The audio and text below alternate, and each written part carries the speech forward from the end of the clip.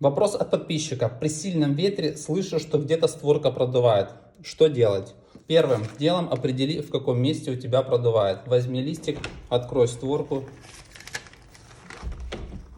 и протести свою створку по всему периметру. В том месте, где пролазит листик, значит там пропускает воздух. Что делаем? Открываем нашу створку, ищем ближайшую цапфу к тому месту, где пропускает, и переводим ее в режим максимального прижима створки. Вот таким образом.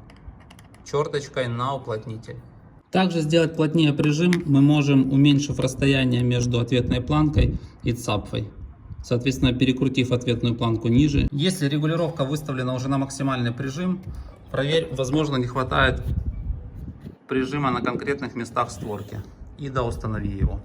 И третье, ты всегда можешь заменить уплотнитель на более толстый. Мира, любви и тепла. Береги себя.